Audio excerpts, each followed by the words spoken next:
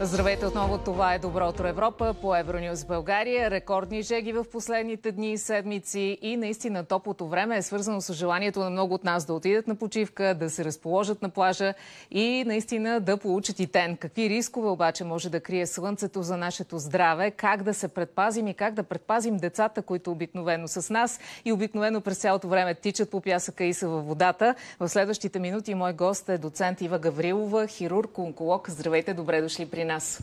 Здравейте, много ми е приятно. Благодаря за поканата в разгара на лятото. И ние благодарим, че сте тук. Наистина лятото започна, обаче хората са по плажовете вече отдавна и всъщност постоянно слушаме как трябва да се пазим, но все пак кое наистина работи. Защото знаем как отиваме, намазваме се в началото, после забравяме, къпем се. Какво да направим, за да има истинска защита? Преди да се втурнем в плажовете, трябва да си кажем, че трябва да ползваме слънцезащита и в градска среда. Това е нещо, което най-много се пропуска и най-малко обръщаме внимание. Всъщност, от момента, в който започнат пролетните лъчи и слънцето започва да става силно, трябва да използваме слънцезащита. Не е възможно в градска среда да се пазим само ако сме покрити с дрехи. Разбира се, че дрехите пазят, но тази част от тялото ни, която е изложена на слънце, директно може да изгори за точно 10 минути. Затова е изключително важно да се мажем със слънцезащита, колкото и да е досадно, ако пребиваваме по-дълго време навън на открито. Говорите и за в града. За това става въпрос. Само лицето ли трябва да защитим и деколтето, или доста от тези продукти остават бели следи, мазни са? Не е най-приятното нещо, което да използваш в ежедневието си. Така е, права сте. За съжаление, за да бъде ефективна слънцезащитата, консистенцията на кремовата е доста плътна. Наистина е така, но въпреки всичко съществува голяма гама от продукти, стига да ги пазаруваме от медицинска козметика, от аптечната мрежа, които са достатъчно ефективни, попиват бързо. Лице, деколте, ръце, крака, всичко, което е изложено голо и директно бива напечено. Важи за мъже, за жени, за деца особено. Тоест, докато сме в градска среда и вече е пролет и активно лято, когато сме навън, трябва да не пропускаме да се мажем. Морето е нещо съвсем различно. Там всички сме ваканционно настроени, знаем, че трябва да го правим. Правилото е просто. До 11 часа седиме на плажа и след 4-5 часа. Това, което правим като най-голяма грешка е, че смятаме, че между 11 и 5, ако сме под чадъра, сме защитени, стига да не се показваме на прякото слънце. А не сме ли защитени? Защото ако погледнете, ще видите, че плажовете са пълни точно по това време. За съжаление не. Защитени сме само ако сме закрито, в стаята или в ресторант с покрив тип къща. Това е колкото и да е неприятно, истинската защита е там. През останалото време, в силните часове на слънцето, между 11 и 4-5 часа, можем да изгорим изключително бързо и неусетно. Дори да сме намазани, дори да сме със слънцезащитни дрехи. Извън тези часове, в които трябва задължително да сме на закрито, ако искаме да сме здрави, кожата ни да е хубава, да не старее бързо, да не се покрива с пигментни петна, трябва просто да ползваме ефективно слънцезащита. А каква слънцезащита? Защото разнообразието от продукти, които се предлагат и в аптеките, и в дрогериите, и къде ли не още, е изключително голямо и за един човек, който много чете дори, е много трудно да се ориентира кое е най-доброто. Има спрейове, има гелове, има стикове, има млека, кремове. Правилото е да пазаруваме от аптечна мрежа. Всичко, което е в дрогериите, обикновено не е медицински продукт. Трябва да е медицински бранд в аптечна мрежа. Винаги има консултанти, към които можем да се обърнем. Това е най-лесният вариант. Но правилото е да ползваме един продукт за лицето, друг продукт за тялото. Един продукт за децата, друг продукт за възрастни. Когато детето е под 1 година, търсиме педиатричен контрол. Там продуктите за бебета са различни с слънцезащита от тези за след 1 годишна възраст.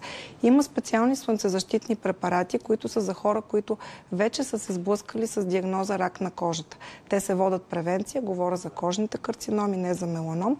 Такива, които вече са имали такава диагноза, има специална слънцезащита за тях, която се води и превенция, и в аптеките добре се познава. Винаги съм казвала, че при спрейовете, колкото и да са неудобни, можем да пропуснем голяма област и да остане по-голямата част от аерозола във въздуха, за съжаление.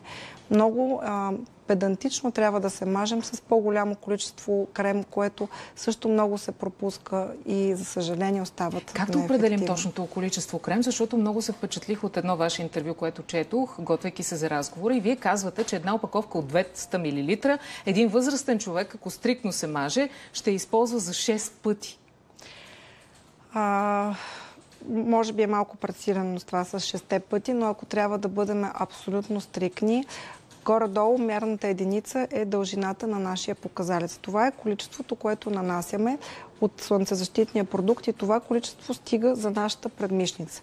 Половината от нашия показалец е необходимото количество за лицето, половината за деколтето, половината за ръцете. Горе-долу си представете за останалата част на тялото колко повече крем трябва да слагаме. И ако наистина сме педантични, т.е. преди да влизаме във водата да освежаваме крема, който сме нанесли слънцезащитния, и след като сме излезли отново да нанасяме, нищо, че са водостойчиви, защото те все пак се отмиват, то тогава наистина препарата ще ни стигне горе-долу за една планирана морска отпуска. Разбирам ви. И всъщност какво друго може да се случи? Така, хайде за да довършим. Много хора ходят на различни епилации преди да отидат на морето. Лазерни, фотоепилации. Има хора с татуировки. Какво внимание трябва да обърнем и на бенките, които много от нас имат? По отношение на грижата от естетична гледна точка, стига да се обръщат към дерматологични студия и дерматолози да извършват тези епилации или други процедури, ще получат правилните съвети и няма да се стигне до някакво пигментиране. Татуировките, разбира се, ако са пресни, крият риск от пигментиране, както всеки един пресен белег в разгара на лятото, но трябва да бъдат покрити с слънцезащитен крем и най-добре слънцезащитна материя. Има такива дрехи, които се продават с 50 плюс фактор в самата материя и са достатъчно ефективни като защита. По отношение на бенки и всякакъв друг вид образование по тялото ни, няма как да се предпазим, освен ако не спазваме педантично това досадно нещо, за което говорихме до сега. Мазане, мазане и пак мазане. Добре, а всъщност каква част от тези бенки, защото вие преди малко говорихте за карцином, за меланом и така нататък, и статистиката, за съжаление, на Световната здравна организация сочи, че случаите на рак на кожата се увеличават, освен това се подмладяват. На какво се дължи всичко това? На това, че все повече има любители на летни, на зимни спортове, на без предпазни мерки, на това, че ходиме все по-разголени за сравнение от така преди може би 50-60 години назад, заради това, че слънцето става все по-вредно, изтънява озоновия слой, са неща, които са ни добре познати. Кожните тумори се делят, лошите кожни тумори, злокачествените, горе-долу на две групи. Едните са така наречените кожни карциноми, които са с по-благоприятна прогноза, обикновено по-рядко дават разсейки и са така оперират се и рядко се стига до някакви усложнения, да кажем. Това са тумори, които възникват заради изгарянията в ранна възраст. Това е толкова важно да се пазим. След 50-60 годишна възраст настъпва риска при хора, които са работили на открито, не са се пазили, имали са поредица от слънчеви изгаряния или просто са били големи любители на солариуми и на слънце, да индуцират такъв тумор. Тези тумори изглеждат като разраняване. Те нямат нищо общо с бемките. Върху здрава кожа получава се раничка, която не боли, не сърби и не минава повече от 2-3 месеца. Тоест не всяка рана може да е това, но всяка рана, която има повече време от 3 месеца, е хубаво да бъде видяна от специалист. От другата вид туморна патология, за съжаление, е меланомът, който е сериозен вид тумор, произлизащ от бенка. Бенката, която е пигментна, наравно с кожата и започнала да се променя във времето. Но ние не трябва да чакаме промяната. Трябва да си направим поне една профилактика, за да можем да знаем кое е опасно и тогава да предприемем мерки. Сега съм сигурна, че много хора, които ни гледат и слушат, се притесняват. Примерно имат много повече от една бенка. Всичко това на един преглед и се прави. При кого трябва да отидат, каква апаратура трябва да търсят, за да могат да проверят всичко. Най-добрият вариант е поне веднъж в живота си да направим един профилактичен преглед, за да може специалист да каже кое е притеснително, кое не. За една проста бенка? Дерматолог и онкодерматолог са специалистите, които правят първичната консултация. Аз също се занимавам, разбира се, като човек, който дългогодишно се занимава с кожни тумори, но По-важното е, че прегледа, освен че трябва да се извърши от специалист, трябва да се направи на цялото тяло. Тоест, трябва да позволим разсъбличане, трябва да позволим един цялостен оглед на абсолютно всичко, длани, стъпала, включително интимна област. Има начини, по които може една бемка да бъде оценена и това е с нейното микроскопиране. Посредством така наречената дерматоскопия. Всеки един дерматолог разполага с такъв портативен дерматоскоп, а най-новите възможности за диагностика на цяло тяло е така наречения фотофайндър. Това е боди мапинг с заснемане на цялото тяло с прецизна камера, никакво облъчване, никакви рискове, бърза процедура и в последствие прицелно микроскопиране на определени бемки по препоръка и по мнение на този, който го извършва специалист. Това е най-добрият начин да се следим, ако имаме множество бемки. Това не е за всеки човек с една бемка или с няколко образования. Въпросът е, че в някои периоди, примерно по време на бременност, излагане на слънце, се увеличава броя на бемките. Това колко трябва да ни притеснява? За съжаление, бременността е един деликатен момент, в който наистина цялото ни женско тяло се променя, пигментациите се засилват, много доброкачествени образования по тялото, които ние наричаме бенки, а всъщност не са, започват да се разрастат, появяват се фиброми, папиломи. Това не е задължително да е опасно. Но наличните бенки на една дама могат да се променят и, за съжаление, дори да претърпят някаква трансформация. Много е важно да имаме един преглед по време на бременността от такъв специалист, от дерматолог или онкодерматолог. А кои са рисковите фактори и има ли групи от хора, примерно с някакви така отличителни външни черти, които да са по-застрашени от рак на кожата? Първо има значение какъв е цвета на кожата. Ние с вас, с тази светла кожа, сини очи и светла коса, за съжаление, сме в рискова група. Обикновено лесно горим, почервеняваме, трудно потъмняваме. И никога не хващаме тен. Никога не хващаме тен, но пък се покриваме с пигментации, нови бемки, с така всяко лято можем да получим нови такива. Тоест, ние сме рисков контингент и трябва задължително да се следим, особено ако имаме бенки. От друга страна, всички, които работят на открито, това са треньори на плажа, ски учители, спасителите на плажа, също това са рискови групи, които трябва да си обръщат внимание. Хора, които работят земеделска работа и прекарват много време на открито, строителите в откритите площи, изобщо, които така бързат с срокове, това са рискови контингенти, които трябва да си обръщат внимание. И всъщност си мисля, че по детските лагери трябва също да се засили контрола, защото твърде често децата се оставят да играят дълго време, трудно е да им се обясни и могат да попаднат в такава рискова група. То е така, той по детските градини, те са през голяма част от времето навън открито, те не може да бъдат държани на едно място, обикновено излизат на слънце, там има най-интересно, където може да се играе. Така че какво от сутринта да намажем детето и така да го пратим в детската градина, така ли? Най-добре е в летния период да бъде намазано. Моето дете е намазано и са инструктирани, че трябва да го пренамазват и съответно мисля, че това се случва, поне виждайки в последствие с каква кожа се прибира същата бяла като снежанка. А това хубаво ли е да имаш бяла кожа? В смисъл, хората се стремят да имат тен. Винаги тен е бил модерен през лятото особено. Знаете, преди години пък всички бяха тръгнали да ходят на солариум и така. Такива кожи като нашата, като моята и вашата, как могат да добият тен?